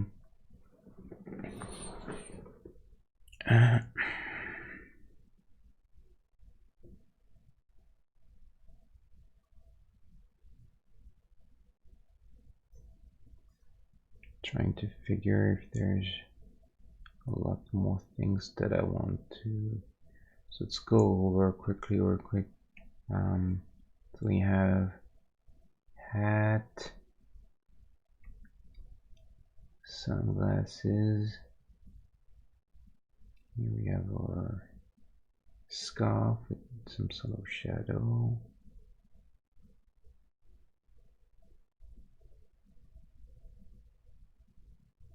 And then we have here sleeve, little bracelet or something, and belts and pockets, or tag. Just put some bit of lighting. Something here, boots, rifle. Yeah, I think it's not bad. Let's double check on size real quick. It's okay. It's a bit about the same size as a Terminator, which is okay, I think. You know, obviously at this size, everyone's gonna be more or less the same size. Definitely, I'm gonna try and suggest some characters a little bigger than others, like Professor Herbert West from the Reanimator is a very small guy in the film. What was the actor? The name of that actor? He was in all the Stuart Gordon. I mean, the main Stuart Gordon movies, the crazy ones. Um, Abbott something. What was his name? Um, but I don't think he was very big. Oh, um, compared to Indiana Jones, about the same. You know, sort of average size, maybe a bit taller, but why not? It's fine. Robocop is big. Women are just always a little bit smaller. I guess Hershey's, since she's a barbarian, I could have. She's definitely more buff than the other woman, but I could have her a little bit taller as well. Maybe a pixel. She's way skinnier because Sarah Connor in the film, she was very dry. She was in definitely very fit, but she was quite dry in Terminator 2. So I try to convey this a bit. Obviously, he is very big. He's by far the biggest character. But remember, in the film, he was huge. He was even bigger than that, most probably. But I want to limit them in a way. So yeah, I think it's about right to me. Saturation is in line with those guys. It's a different hue, but the green is about right.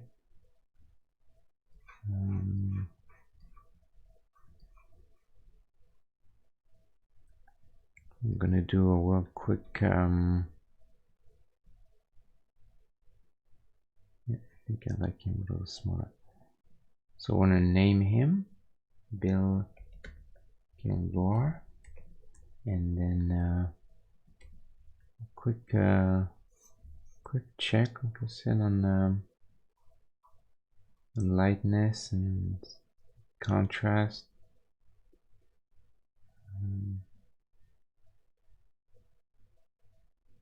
I don't think there is much to change actually. I think he's all right the way he is.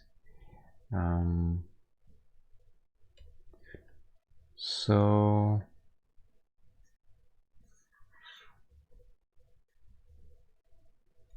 let me hide this.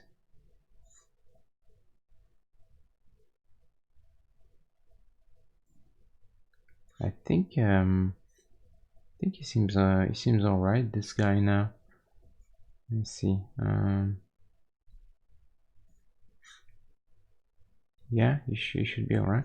Let's flip him one last time. Yeah, I think he kept his overall attitude.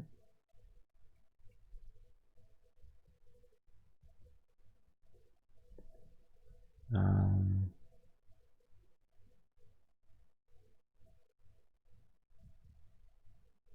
yeah, I think it seems all right. What do you think? I'm gonna keep him this way. Um,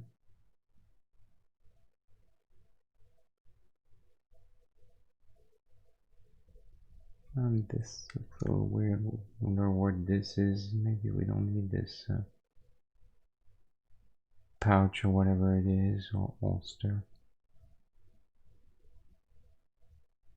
Yeah, I think in that case I'm gonna get rid of that. I don't think we need this. It just looks a little bit confusing.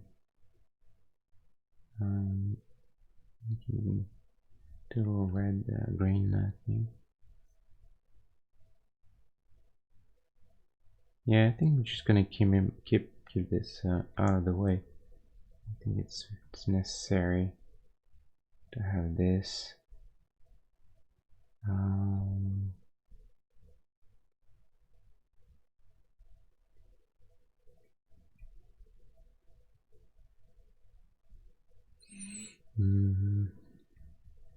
Bit squared there, so we're just gonna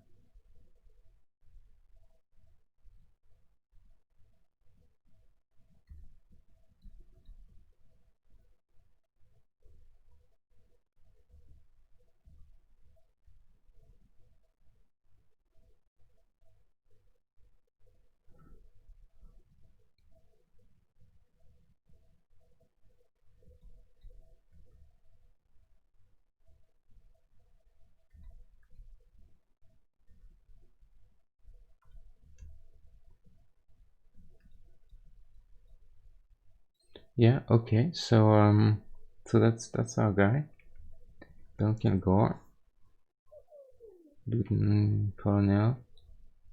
I wonder if this is a bit hard contrast, this particular line there. Could probably try to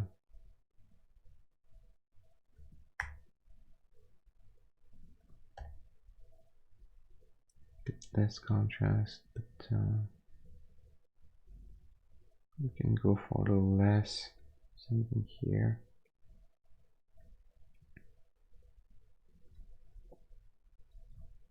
Not really a big deal. Okay, as usual, we're let me see if I kept MacReady on there. Okay, so this MacReady we don't need anymore.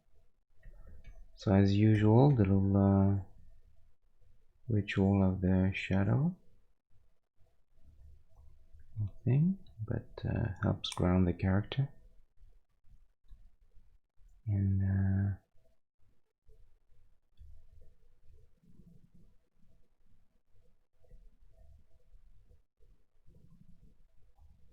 I think we're gonna be done with him. That's one more in the roster. Yeah. So maybe next time we'll go back to environments. Seems like done a bunch of characters in a row now, and we haven't done any tiles recently. So I think I'll try to make maybe not something natural, but maybe more go back to a building or something next time. I think I need a break from characters and do a little bit of an environment, something different. We'll try that, I think.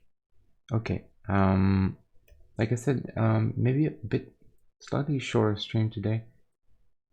2 hours and 15 minutes. A bit on the shorter side, especially compared to Monday. Monday I think was over 3 hours. But So I need to recover some sleep that that I lack. So so that's gonna be a good time to do that. Oh, shadow has moved again. Come on, shadow. Oh wait, all shadows have moved, isn't it? Yeah. Okay. Yeah, that was it.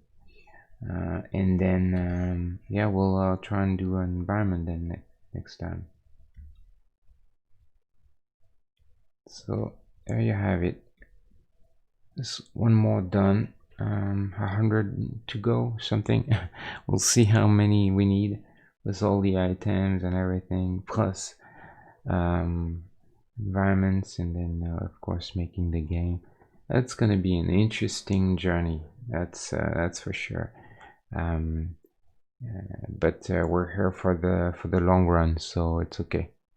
So thanks guys, thanks for being here. I hope you enjoyed the making of this little dude, and then we'll see each other back on Friday now, 2 days from now. I'll try to be in time this time, 8:30. It was late today, but Friday we'll go back to a regular 8:30. So that's it. That's it for tonight. Wish you a good night or a good day, depending on where you are in the world.